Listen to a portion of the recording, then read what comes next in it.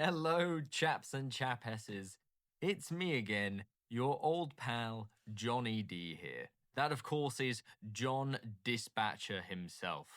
And today, just before I start this part 2 of our Dispatch review, looking into episode 2, I want to say a very meaningful thank you to my guy, Penquin43, for leaving a very complimentary comment on the first video in this series. That was very nice of you. Thank you for going out of your way to do that. I really appreciate it. Anyway, yes, we're going to be going through my review of episode 2 of Dispatch. This is the second half of the content batch that we were given on release. So for those of you who've seen the first video, this is going to run in a very similar way, where I'm going to give you my full review in the first 5 or so minutes. Then you can watch on for the full story breakdown and narrative analysis if you so wish. Dispatch episode 2 does make some progress in some key areas, and it would be really disingenuous for me to pretend otherwise. It fleshes out some parts of episode 1's weakest sections, mainly in the dispatching minigame and in the hacking minigame.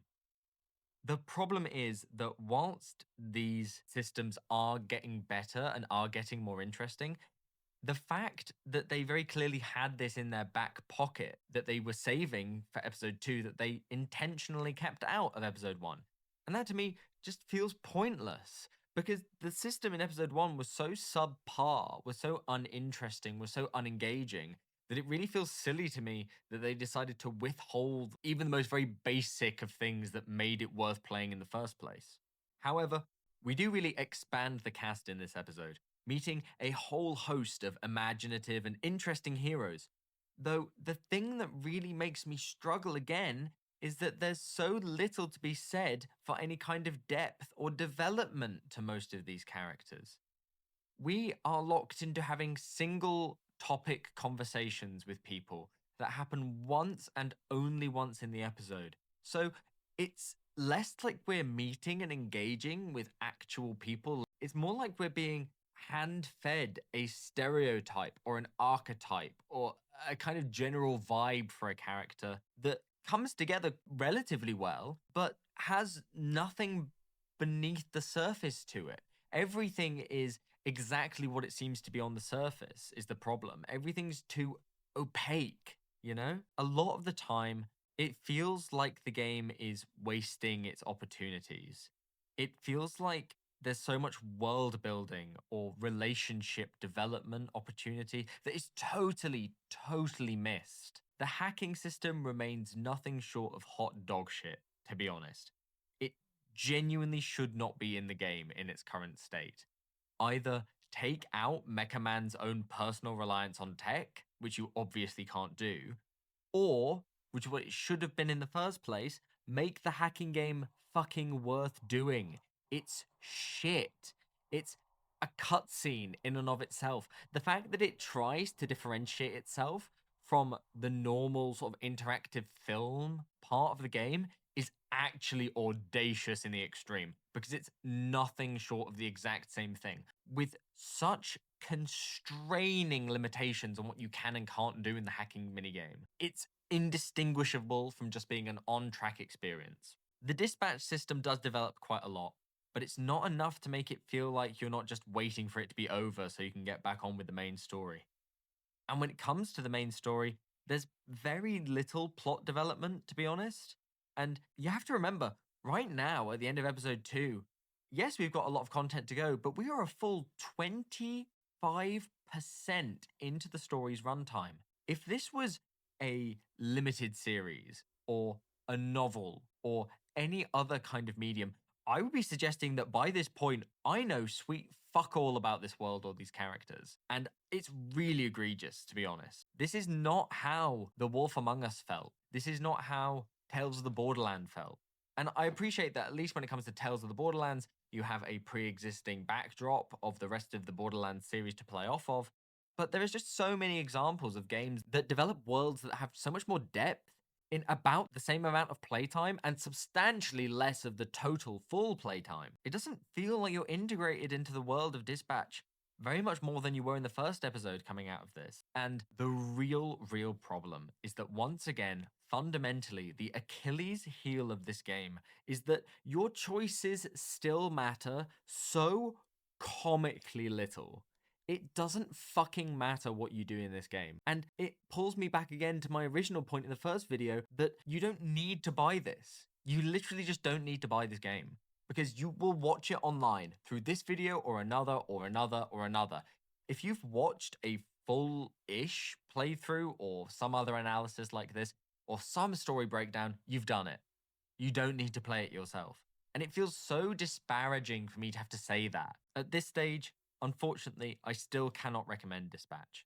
Again, I'm so open to the fact that my opinion will almost certainly have changed by the time that the full game is released. And honestly, I'm hoping that next week, when episodes 3 and 4 drop, I'll immediately be able to say that I can recommend it despite its flaws. But at this minute, despite the fact that I really had fun with the game, I'm incredibly disappointed by it. And my disappointment overshadows my enjoyment in the moment. I still had fun with this game, and it would be disingenuous for me to pretend otherwise. But that doesn't extinguish the fact that this game could have been and should have been so much more than it is. Okay, so we open up episode 2 with this ad from the SDN. We meet Phenomenan.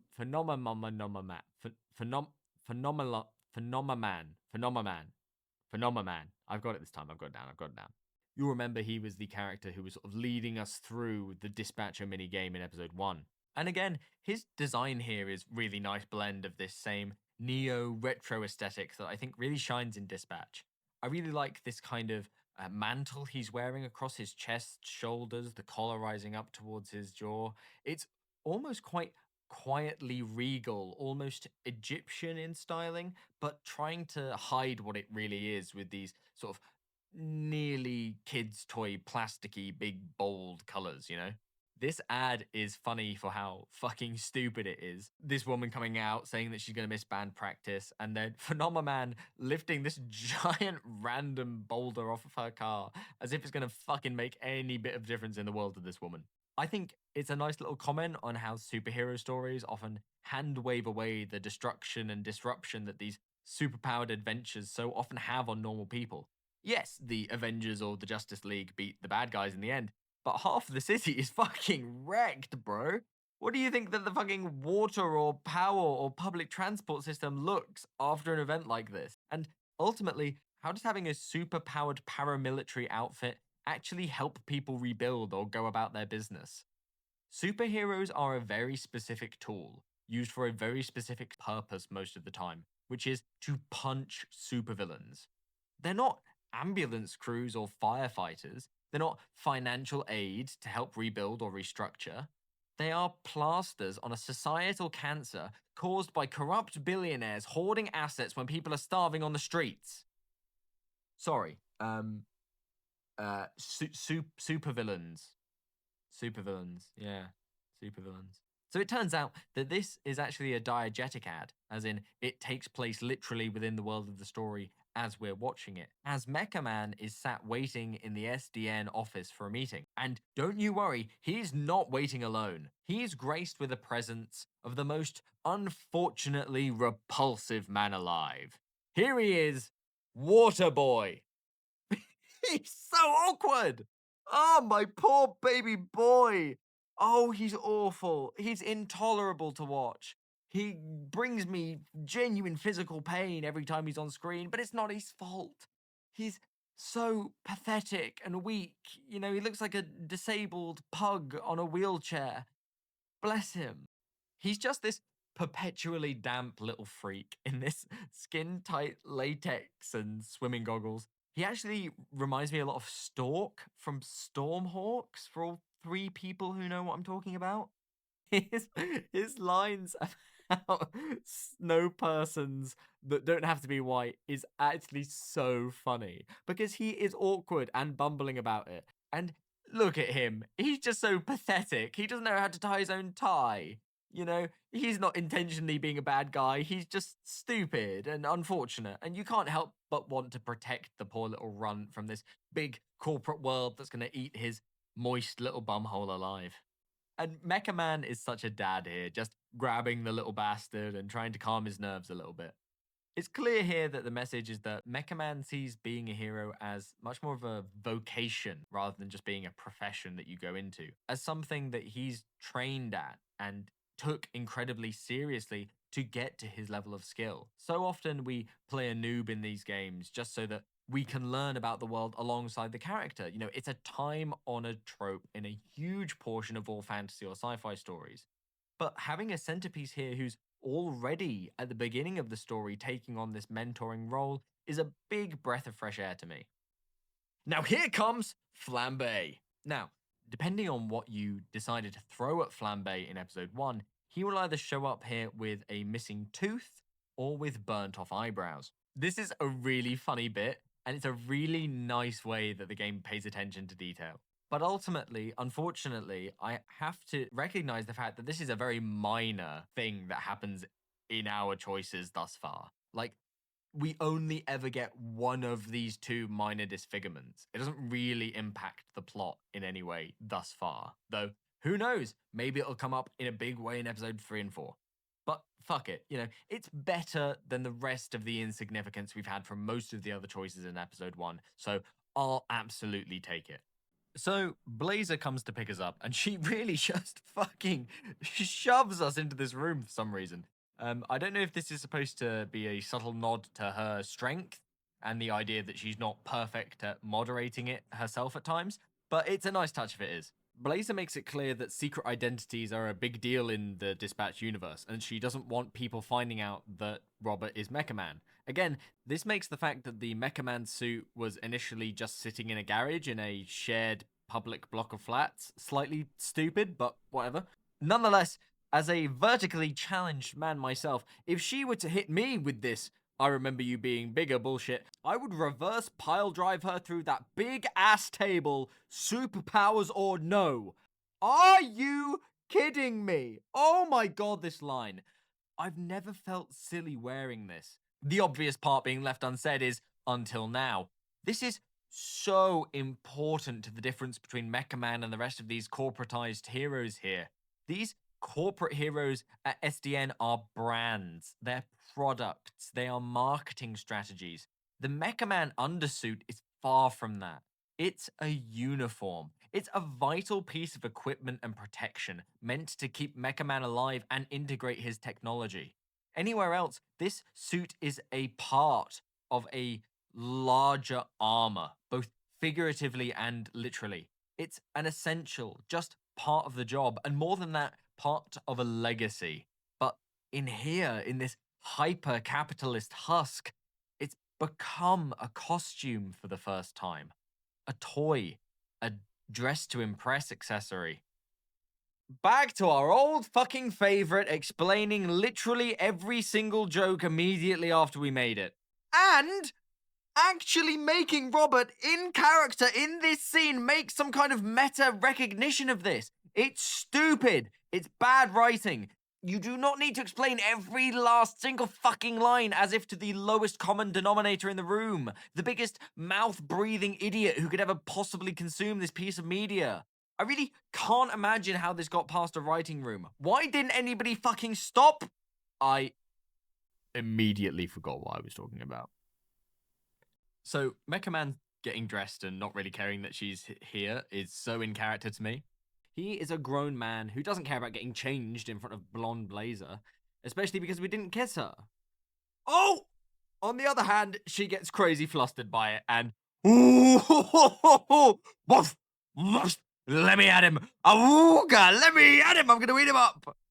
Blazer apologizes for last night, which I guess makes sense if you kissed her, but we in this playthrough didn't. So it honestly feels like very out of place, and they very clearly just chose to go with one voice line rather than writing two different ones for which option you picked.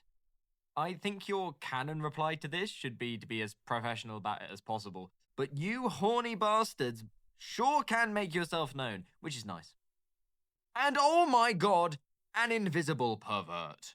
I think there's categorically no better way to introduce invisible characters other than having them being caught directly in the room in the very moment. I think it's a classic for a reason, and I always like to see it.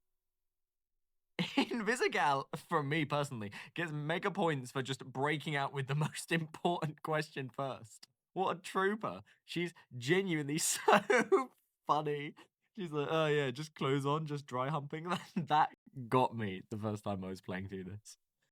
So here we learn more about the Phoenix program, which looking back is obviously what Flambe was talking about.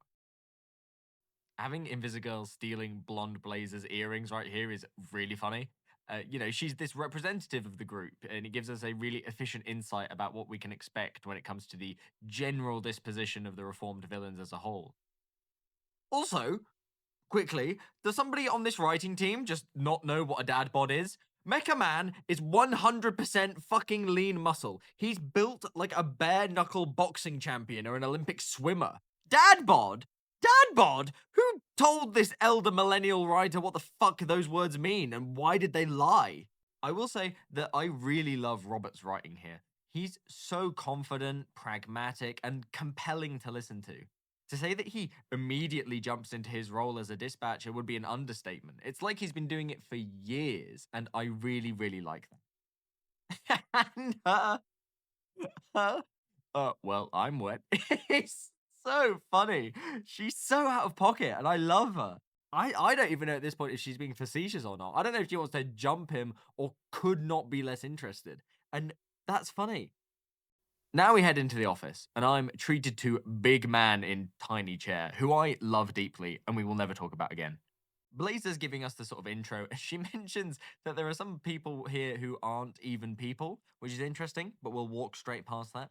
We learn that there are over 300 heroes working for SDN across the network, and I'm fairly sure that this is supposed to be a national thing rather than an international one. So that's roughly one hero for every 1.1 million Americans if we're looking at it by modern US population estimates. Wowee, talk about coverage.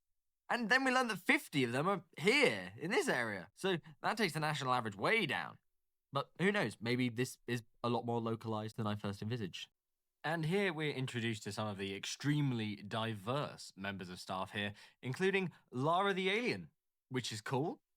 She's from another galaxy, apparently, and I'm sure that this game will dive fully and deeply to explore what an insane, literally earth-shattering cultural event this has been for the world of Dispatch. Blonde Blazer then makes a thinly veiled racist allusion to this Sikh guy not being American, but she turns it into a bath salts joke, so I guess fair is fair.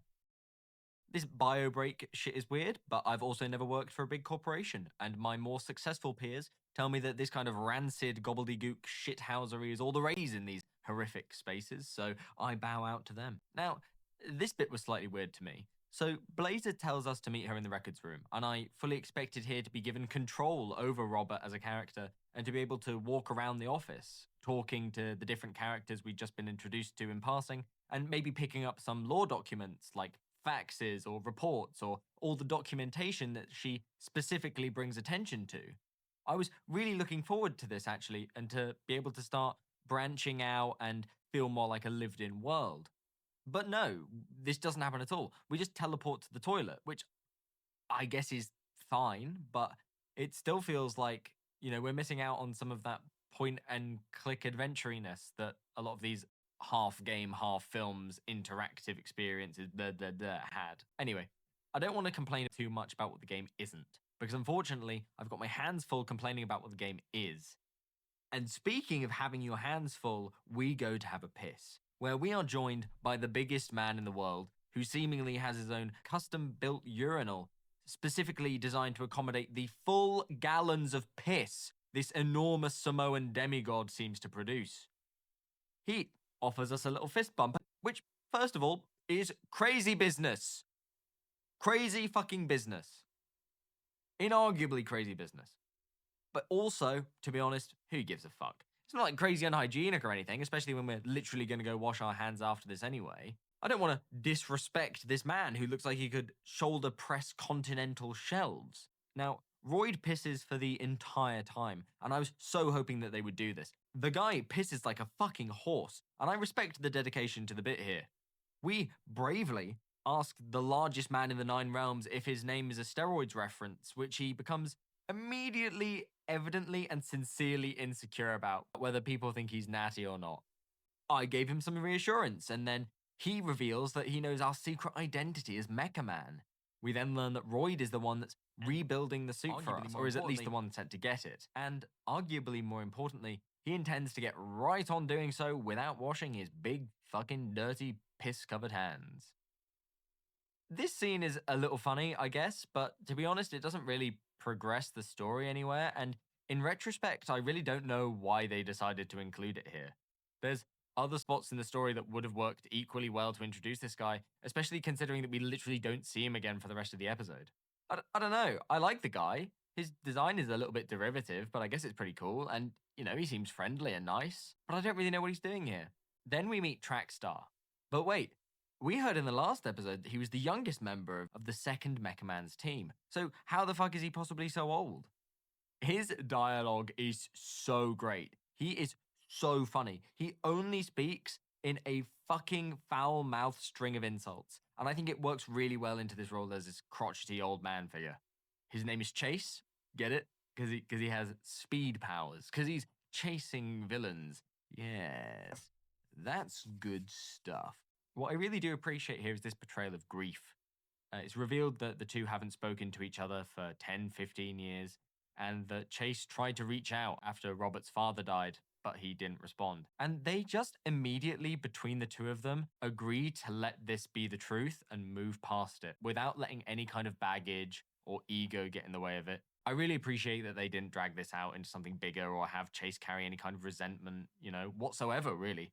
I think it really shows their professionalism and the bond that people share when they willingly put their lives in harm's way every day for the greater good. And this Black Einstein joke caught me so off guard the first time, I was fucking shrieking. Great joke, great delivery. Though I was half expecting some explanation. Oh, just because I have white hair and a pulled back hairline and a bushy mustache, you must think I look like renowned 20th century physicist Albert Einstein, with just a fucking JPEG of his face plastered on screen beside him. What follows is subtly one of the most harrowing character expositions I have ever fucking seen in my life. The idea here is that Chase's super speed made him 50 times faster than the average person, but it also meant that he would age 50 times faster as well. So every time he tried to save someone, he was literally trading away his own lifetime for theirs. Now he's stuck in the body of this old man, even though he's only 39. Forced to crawl through life at a snail's pace, knowing that the finality of true death lingers close and there's nothing anyone can do about it. They effectively write it so that Chase is terminally ill, but what ails him is his own entirely natural death. Being a superhero stole his life. Now his next burst of speed might be his last. The interesting thing here for me is that it implies that Chase's powers work in either one of two ways. One, that he's not immune to the effects of his own speed, so his metabolism accelerates with the rest of his body, and therefore the telomeres in his cells decay and die at their natural rates, times 50. This is interesting because we see with Flambe and Toxic previously that part of their power set involves an inherent immunity to the effects of their own abilities, which would make Chase a very uniquely unlucky son of a bitch. The second option here is that this is a subtle suggestion that Chase doesn't actually have super speed specifically in the first place. It implies to me that there's a potential that he has the ability to push him forward through time. It's not that Chase was ever moving 50 times faster than a human, it's that he was able to accelerate his own flow through the stream of time by about 50 times or so. So it looked to everybody else like he was speeding along at incredible speeds, but in actuality, it was time bending around him. Now, this is a total fucking crackpot, I'm stoned and it's 3 a.m. kind of idea, but, maybe it'll come up later. And Chase himself says that it's a little bit of a guessing game when it comes to assigning people what their powers are specifically, and I'm not sure that's coincidental. And bear in mind, of course, this has nothing to do with anything. I'm just having a little theory craft, is all. I think Robert's response to this is really good, and really colors his level of genuine, detached normalization that comes from being a hero. Him and Chase talk like soldiers, the way that they tackle this with genuinely hilarious gallows humor about the irony of Chase being punished for trying to help people. And this insane dialogue, again, from Chase being like, I would resurrect your father and re-kill him in front of you to use my powers again. Oh my god, it's fucking crazy. He is by far the funniest member of the cast for me so far. And as Chase leads us to meet our fucking team of losers, it again makes our previous interaction with Royd just feel like a little bit of a waste of time. We didn't really learn anything about him apart from the fact that he doesn't wash his hands, and he didn't really reveal much apart from the fact that he was rebuilding the suit. This scene with Chase is just so much emotionally better and has infinitely more narrative weight, so I don't know why we didn't just come straight here rather than going through that weird bathroom scene. Blonde Blazer also mentions that if we don't start getting some results fairly quickly, then the Phoenix program is going to be shut down. So let's see what we're working with. These are our reformed supervillains: Sonar, a bat boy con man, highly intelligent, bat physiology, monstrous transformation, Silicon Valley fraudster, embezzler, and cyberbully. Then we've got Flambe, who, as we know, controls the fire and the flame. Arsonist, fashion criminal, certifiable cock. Invisigal, invisible when she holds her breath. Asthmatic, not great with irony. A thief who turned herself in voluntarily, as long as they wouldn't ask questions. Coupe, merciless mercenary. Umbra kinetic, that's shadow control for those who didn't do Latin in school. Umbral wings, superhuman accuracy. Ex-mob assassin, so we're told. Then we've got Punch Up, the world's strongest small man. Made a deal with the sorceress, casually confirming that magic is real in this setting, which is cool. Pycnokinesis, that's density control. Superhuman strength and durability, and an immunity to pain. The strength of 10 men and the height of about 0.5. Malevola, tiefling magic knockoff. Demon physiology, portal creation, life force absorption, wound transferal, prehensile tail, and Sonar's Narcotics Anonymous sponsor. Apparent atheist. Golem, sentient construct, morphological being, the ability to mimic the earth itself, regeneration, poet, prism, photokinesis, light control, photoionization, that's turning light into electricity, holographic manipulation and illusions, pop star. These guys make up our little gang of degenerates, and to be honest, I'd much prefer it if we had already met the rest of these guys more organically in the story, rather than just being spoon-fed all of them at once. Like, wouldn't this have been a better place to put somebody else other than Royd in the bathroom scene, so we could develop a relationship with them more before we started this dispatch point? This, again, would have been a nice place to have that point-and-click section in the office beforehand. Like, we could have had all of those interactions and more, just so long as we wanted to engage with those characters. But, you know, whatever.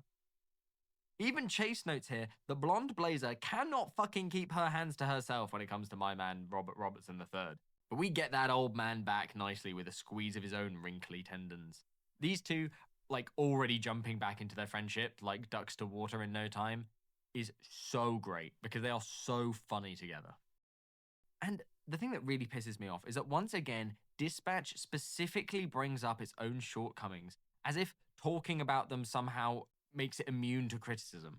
Robert specifically states that we haven't even met the team yet, and Chase makes a joke about, oh yeah, well, you've seen the slideshow. And it's like, that doesn't give you a pass to just get away with bad writing and bad storyboarding. We should have met these characters before now. We should have developed a relationship with them before now, so that we would care about them whilst we're dispatching them. And we just don't. And the game has this really fucking smug attitude at pointing out its own failings as if that makes it okay, and I really just don't understand it. Everybody laughs at Robert's name when he introduces himself, and it's fucking gold, to be honest, because it's honest. That's what you're gonna do if you introduce a guy called Robert Robertson to a group of supervillains. Obviously. This is now the third time I think that Invisigal also mentions thinking that Robert is hot, and I no longer think that there's any world in which it's a joke whatsoever, right? I don't think she's being facetious. She's trying to make a move on my man. Having all the teams joking in and laughing about Robert and not taking him seriously whatsoever, only for Chase to barrel in like this wizened old man telling them all to shut the fuck up, is so good. His little rant about these fucking calls being fucking recorded for fucking training purposes, so keep the fucking line clear, is so good. Here's the problem. Once again, I'm finding it really difficult to have a lot of anything good to say about the actual dispatch element of this game. There's been very little development from episode 1, in the regard where you have essentially one highlighted word that lets you know what kind of hero you're supposed to send. And it's very, very, very easy. We get little bits of dialogue throughout, but again, we have this problem where characters are having full-blown conversations whilst we're also trying to read the details of the next assignment. If we're having these breaks in between the assignments anyway, then why aren't they scripted to go in these bits of silence? It seems like they are genuinely intended to play just when you open the fucking thing. Another thing, as you can see here, is that I just happened to lose a dispatch for no reason. I chose the correct hero, but there's a 72% chance of getting it right, and I just get it wrong. So I actually get an achievement for it, which again, fills me with a genuine fucking rage that this game is laughing at me for it being built in such a way that you can't fucking win at this stupid fucking game that requires 3 fucking seconds of fucking brain power to try and figure out what it is they want you to do. And then when you actually do what it is that they want you to do, which is the thing they've always wanted you to do, they might just tell you that you lose anyway, lol. The members of the Phoenix program will make bets about how long it will take for the dispatcher to quit. And to be honest, I have no idea where this comes from, because everybody's talking about the dispatcher job like it's really difficult. But then I really don't see any of that translated into the gameplay or even in the story. Sure, maybe these guys are all assholes and they're mean to you and they disobey orders or whatever, but the dispatcher is not really having to deal with anything that's very difficult, especially not anything that would make them all leave within a day or two. If they're trying to make the point that it's a difficult job, then it should be a difficult game. But the fact that this game is supposed to be narratively difficult is so at odds with the fact that it's mechanically a piece of piss. And now, everybody's least favorite piece of dog shit non-game appears again. It's hacking. And thankfully, just in case any of you brain boxers were really struggling with the last one, this one is equally fucking dogshite easy. We get a call from Crypto Night, which is the bar where we were in episode 1, and the villains, reformed villains, I should say, start talking about the fact that Flambe got his fucking ass kicked by Mecha Man. Which is funny because I did forget for a moment whilst I was playing this that they didn't know that he was Mecha Man. So you could have this moment where Rob is like, oh yeah, I actually heard about that. Which is so funny. You know, dramatic irony will go down as the cornerstone of human comedy across the ages. So here we get a skill reveal. So when you meet a secret hidden condition on each of our heroes, you will reveal one of their secret abilities. In this case, Invisigal has the lone wolf trait, which means that when sent out alone, she reduces travel time and call completion time. This is nice, I suppose, but again, the introduction of purely passive skills that don't really change the way in which you interact with the system is not super impactful. Here, we get a little bit of something I was talking about in my critique of episode 1, where the dispatches should have been smaller, choose your own adventures, where you get a suggestion of what's really going on. This is kind of what I was looking for, though, to be honest, it's really still very hollow and not super interesting. Like, it's either just these two idiots fighting over the name Fight Man. And it almost genuinely feels like the game is making fun of you for wanting more out of this system. I don't know if it just feels kind of in bad faith on behalf of the game developers to give you these dog shit options. There are unique character options, which is nice. You see here that if you had sent Prism, then you could have some different dialogue options. And this is what I was talking about in the last video as well, with power-specific and hero-specific resolution options. So this is a step in the right direction, but I still don't feel like it's achieved very much, to be honest. And it still feels like it's really taking us out of the story rather than developing it. The thing as well, as we unlock more of these hero abilities, is that the system isn't exactly complicated. So I don't know why they decided to drip feed us features like this. They could have just put all of this in episode 1 and it wouldn't have changed anything other than just made the system less fucking boring. Then we get this interesting little moment where Flambe goes totally off route and just so happens to find himself at the scene of an arson attack. It's a little bit weird to me how Mecha Man just kind of lets Flambe blatantly get away with starting this fire. Like, they have a little bit of a discussion where he tells him to fuck off and stop causing problems. But this is the same guy who took a 5v1 fight with a broken arm just to stop people from stealing fucking TVs. So it's very bizarre that Mecha Man just kind of hand waves away this guy setting fire that could have killed a bunch of people. And I actually genuinely don't even have it in me to write anything more about the fucking hacking system. Anytime it comes up, I'm just going to tell you it's shit. So assume it's shit and a waste of time and that everything you see on the screen is shit and shouldn't be here. We now learn that there's an upgrade screen, which I guess is an amount of customization and is appreciated, I suppose. But ultimately, it's just pick a number and the number goes up by 1. So maybe there's an element of strategy by which you can either super specialize your heroes or you can try and give them more of a generalist role, but it's still a bit of a nothing system.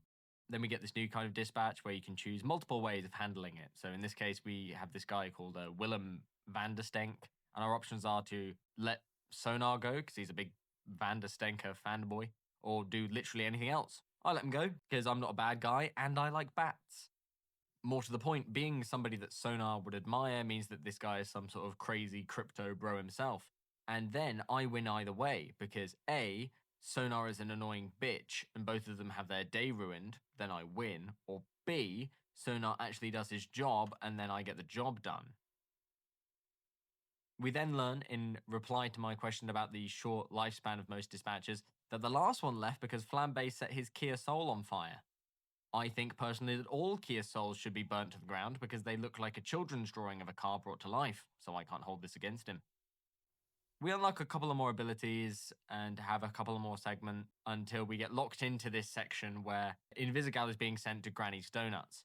She asks for a tap-in and we learn that SDN maintains connection to several security and street cameras across the city. Now, I'm going to go on a big fucking rant about what happens here, and it's not really a narrative critique necessarily, but it is my attempt to try and slap some sense into people writing certain characters. Okay. Invisigal literally finds an unconscious, injured man on the floor, and rather than giving a single fucking shit, she asks Robert what his favorite kind of donut is. To which he coincidentally replies, "What, you got fucking ADHD or something?" And she says, "Yeah, fuck, actually I do. Is that obvious?" Oh my god. Oh, I can't tell you how much I hate this. Oh, this fucking sucks. Like, up until now, her portrayal of somebody with ADHD has been so good. She's outspoken, she's inappropriate, she's a kleptomaniac, she's got a problem with authority. She's been good ADHD so far. This is like fucking, oh, look, a squirrel. Shut up. Oh my god, that sucks. It's so fucking bad. It's so fucking stereotypical. It's so fucking ignorant and badly written and really clumsy, ham-fisted piece of dialogue. It's shit. The idea that Mecha Man would actually indulge this conversation at all, rather than telling her to go and check on the fucking guy on the floor, is ludicrous. It's so stupid. Now we get into this fight between this goon with the arm blasters and Invisigal with a tray of donuts. And throughout the entire piece, there's not one single QuickTime event. I'm like, what? What are you talking about?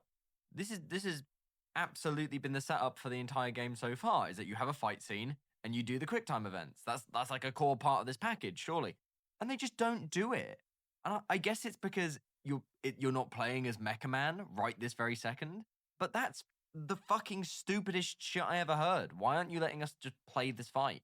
Making us watch it. It's really a baffling decision from where I'm sitting at the minute.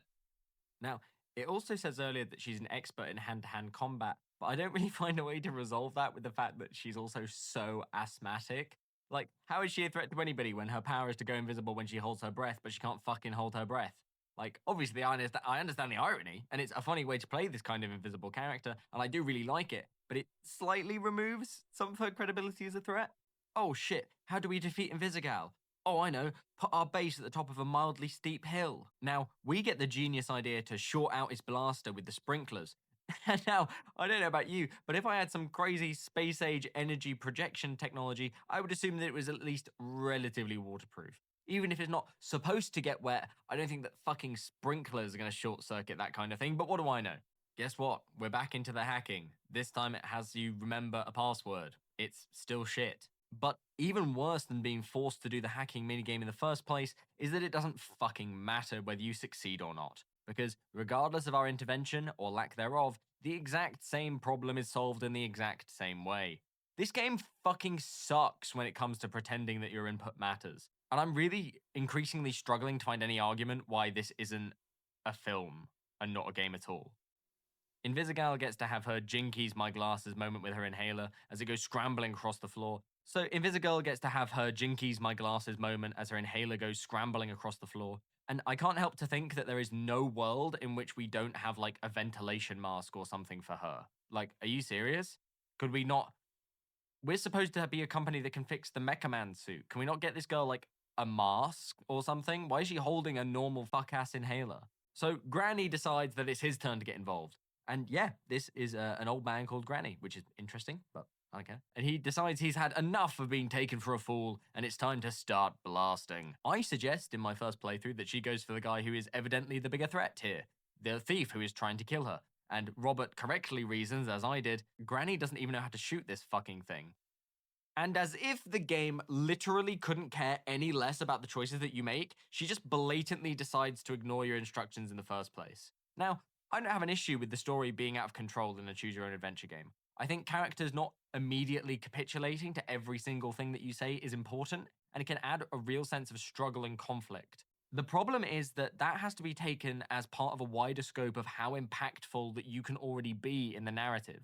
If you have a lot of control in the narrative most of the time, then ceding some away can be terrifying and exciting. But if you already feel powerless, then this just makes it fucking worse. And it doesn't matter what you pick, she will always do the opposite.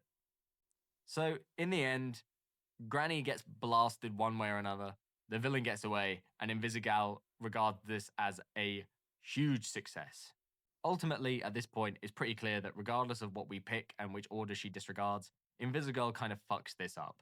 Granny ends up severely injured, the villain gets away, and we're left with nothing to show for it. And so we're done for the day. And the thing that really stands out to me at the end of this is that there's no reason that every one of these dispatches that we already did couldn't have played out in the same way as that final one with Invisigal and Granny. Why couldn't we have actually just played those dispatches as well and have our characters that we'd sent made a difference in what dialogue options we'd have had in, real time with the actual characters and some voice acting and some animation? By we could harbor good relationships with them so that they'll follow our orders rather than disobey them could be a really cool way to introduce another layer of strategy into the game. What I can tell you is we are a significant portion into episode 2 and very little to no plot development has happened at all. All we've essentially done is get an intro to the job that we were already aware that we were doing. There's no real character development for Mecha Man nor for Blazer. There's no plot development about the suit or with Shroud. We've been introduced to a fair few characters, but we haven't actually spent any real time with any of them to feel like we've grown meaningful connections with them, with the exceptions, I suppose, of Chase and Invisigal. Now we go to the Breakroom, and Invisigal and Robert start having a conversation about her villainous history. We get this mini interaction with Sonar that's actually pretty funny as well. I like it when superhero and fantasy stories think seriously about what it'd be like to integrate characters with weird traits into social settings. For example, a bat person who would just constantly scream as they echolocate around. I like it. Invisigal is laboring under the delusion that that mission went anything other than fucking dogshit terrible. And, there's always space for youthful rebelliousness, but this woman is nearly fucking 30, and there is no possible way that she can be this delusional. She sounds like a bratty teenager, but she's pushing Unk-S status. We then very clearly and very honestly, if a little bit tersely, explain to her every single thing that went wrong with this mission, and she gives us a series of nothing counter-arguments and personal attacks as Robert acts as the only voice of reason in the entire game, and tells her that she's full of shit. She then starts to tell Robert that he isn't a real hero because she thinks that the Mecha Man suit, it pilots itself or some stupid shit.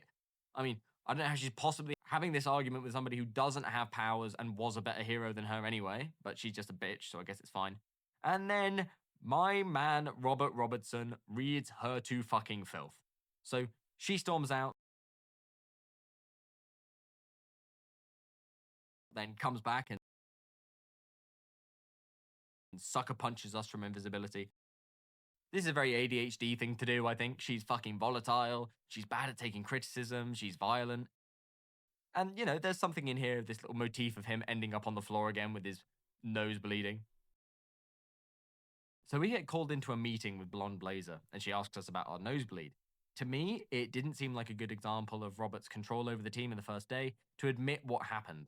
So I thought it was best to cover for Invisigal, because antagonizing her more and going over her head to her boss to complain is really not the way to build a team. Though, of course, if you do tell her, you actually don't tell her because you lie and say that you told her to do it in the first place, so actually you can't tell either way. Oh, it's just so fake and stupid. Surprisingly, Blazer tells us that she's actually quite impressed by our shift, which really sets the standards of this team to be well below the depths of Tartarus. Robert has this little moment where he tells everybody that, look, he likes a joke as much as the next guy, but he's not fucking around here. And I think it's really what sets him apart from everybody else around him. They're heroes because they can be, because they have powers. It's what's expected of them. Not because it's a vocation, not because it means something to them. It's not something they have to work for, and it is for him. It's really motivational, and I think it sets up Robert's place in the team really well. Robert rallies the team around this idea that they really need to stop treating the villains as they would the heroes, and that it's going to take a tougher approach for them. But he's going to commit to trying his best.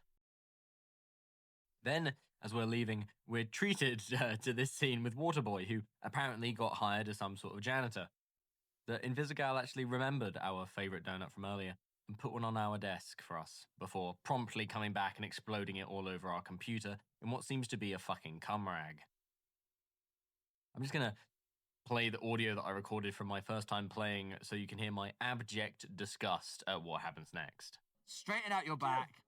Stop fucking sweating and being greasebagged. Oh! Blonde Blazer gratefully lets us know that them fixing the suit is not conditional on us fixing Zed Team, which is odd because I thought that was very much the plan, although I guess that they just mean that they wanted him to come and work for them generally, and that if he can't fix the Zed Team, he'll just be sent to go and work on another team.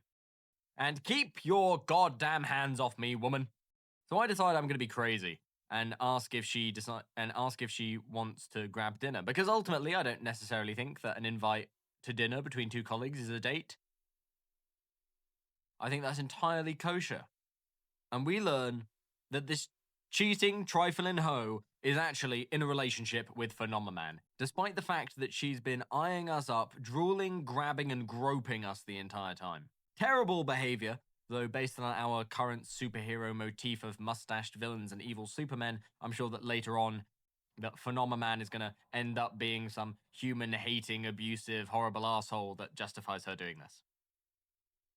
Phenomenan, at least at this point in the story, seems pretty great, to be honest.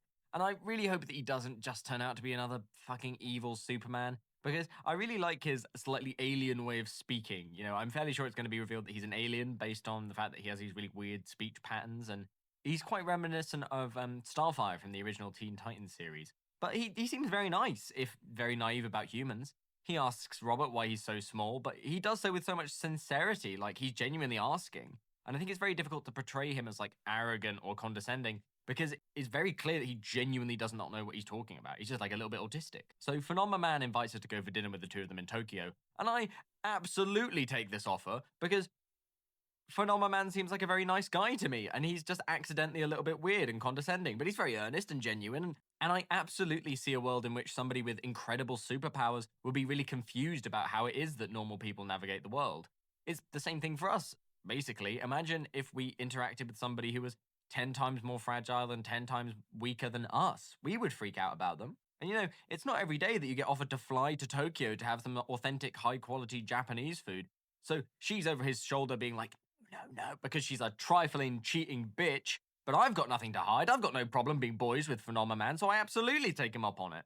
Because, bear in mind, I have not attempted to kiss her in this timeline. Phenomenan being like, oh shit, would he die? When they're talking about going supersonic speed is really funny.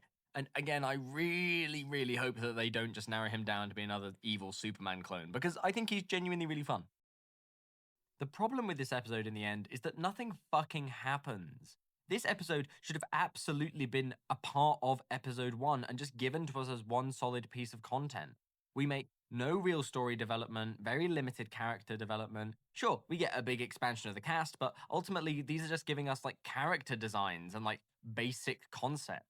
No real characterization, nothing fleshed out, nothing really memorable, apart from, I guess, Invisigal. We get a couple of scrap lines of dialogue from each of them, and it really doesn't feel like we've made any progress from episode 1, to be honest.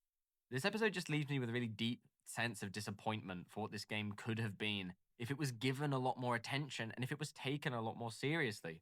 To be honest, I've had to adjust my expectations slightly for episodes 3 and 4 in this light, but I'm really hoping that as the series goes on and more features get introduced and more depth and the story actually progresses, this match will still shape up to be something good.